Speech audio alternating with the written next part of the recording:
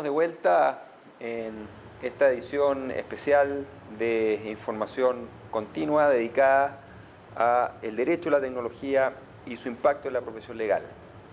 Como decíamos en los bloques anteriores, las llamadas tecnologías disruptivas están creando, al parecer, un problema para las firmas de abogados, gerencias legales, fiscalía, incluso el sector estatal. Para hablar en parte de este tema nos acompaña hoy día Paulo Biolier. Paulo es abogado de la Universidad de Chile, es miembro también de la ONG Derechos Digitales y recientemente profesor de la Facultad de Derecho de la Universidad Diego Portales, motivo por el cual además estamos muy contentos. Gracias por estar con nosotros, Paulo.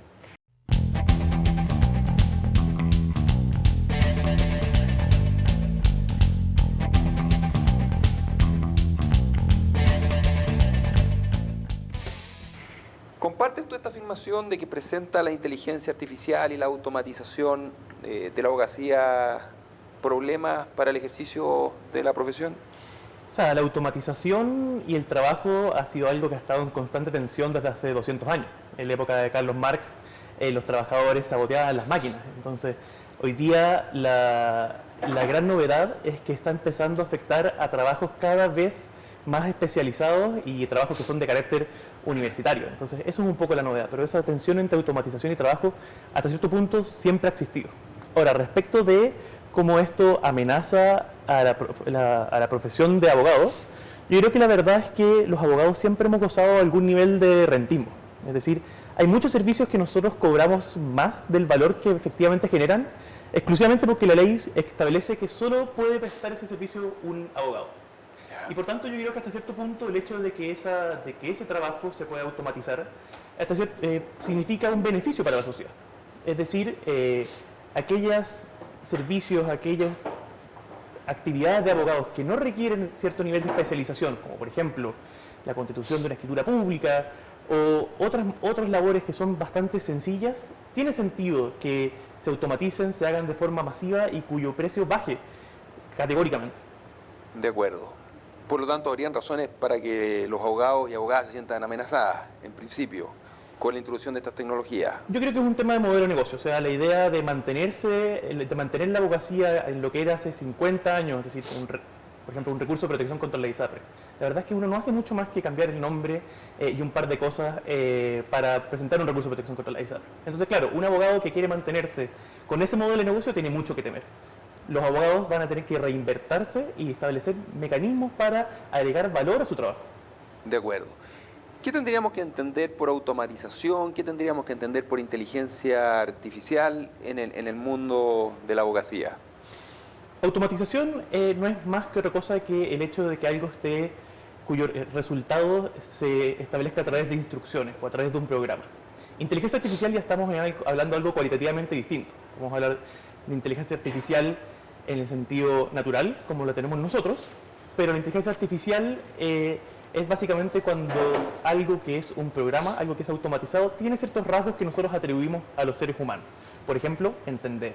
Por ejemplo, aprender. Dentro de eso, la inteligencia artificial está en el sentido común y corriente, que es más o menos el sentido de ciencia ficción, es decir, que hay una máquina que tiene autoconciencia, que no es el caso. Yeah. Y el sentido que ha ido tomando estos últimos años un poquito más comercial de la forma en que se están empezando a programar los algoritmos y la toma de decisiones. Pensemos en cómo aprende un niño. Aprende un niño a hablar con el hecho de que tú le enseñas todas y cada una de las reglas del lenguaje y luego el niño concluye cómo es que tiene que decir las cosas, o tú hablas constantemente con el niño y lo vas corrigiendo y corrigiendo y corrigiendo. O sea, por el uso. Claro, esa es la diferencia. Nosotros pensemos en cómo funcionaban los programas de ajedrez. Antes lo que hacías es programabas todas las reglas del ajedrez, después le entregabas una cierta capacidad de procesamiento y le decías, bueno, tú deduce qué es lo que tienes que hacer. ¿Qué es lo que estamos haciendo ahora? Estamos usando grandes bases de datos, por eso que se habla de la utilización de Big Data, que es distinto que la inteligencia artificial, pero está relacionado. Metemos jugadas y jugadas y jugadas y jugadas de ajedrez y la inteligencia artificial, este algoritmo, es capaz de ir encontrando correlaciones. Entonces aprende un poco más similar a cómo aprendemos efectivamente los seres humanos. Entonces, por ejemplo, tú usas una base gigantesca de datos de radiografías y lo contrastas con un resultado, cuáles efectivamente tienen cáncer.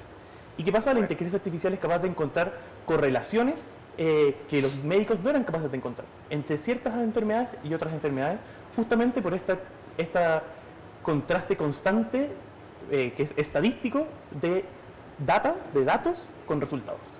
Ahora, eso va un poquito más allá de la automatización como lo estamos hablando, pero sí representa desafíos importantes en materia jurídica, especialmente en materia de toma de decisiones y en políticas públicas. O sea, uno podría decir, si te entiendo bien, pero tú me corriges, que por ejemplo, la inteligencia artificial podría ayudarnos a construir argumentos que funcionan, o podría ayudarnos a predecir decisiones judiciales, o podría ayudarnos incluso a predecir qué personas podrían tener un comportamiento delictual. ¿Algo así es posible? Efectivamente. De hecho, ahí se pueden encontrar correlaciones que son que llegan a dar un poco de miedo por el hecho de lo precisas que son. Entonces la pregunta es, esa información y esa forma de deducir y llegar a resultados es muy eficiente. Pero ¿hasta qué punto eso es reñido con la lógica y con ciertas reglas que nosotros como sociedad no hemos establecido? Yo te aseguro que si tú estableces un mecanismo de inteligencia artificial que haga lo más eficiente posible la contratación de una persona, ese mecanismo va a resultar, por ejemplo, discriminatorio contra la mujer. Que efectivamente, por ejemplo, en materia de fuero maternal, hace que sea un costo. Y nosotros tenemos reglas en contra de la discriminación de la mujer. Entonces, la verdad es que hay un manto de objetividad cuando uno habla de datos, cuando uno habla de algoritmos, pero los algoritmos los programa un ser humano. Y el solo hecho de establecer cuáles son los criterios que se van a utilizar o cuáles son los datos que se van a ingresar en un algoritmo es una decisión humana cuyos sesgos se pueden transmitir al algoritmo. Eso es muy interesante, perdona que te interrumpa, porque entonces lo que tú estás sugiriendo entonces es que efectivamente puede haber sesgo en la programación de la inteligencia artificial. Esto no es tan neutro como parece. Si eso es así o no, lo vamos a discutir una vez que volvamos de esta pequeña pausa.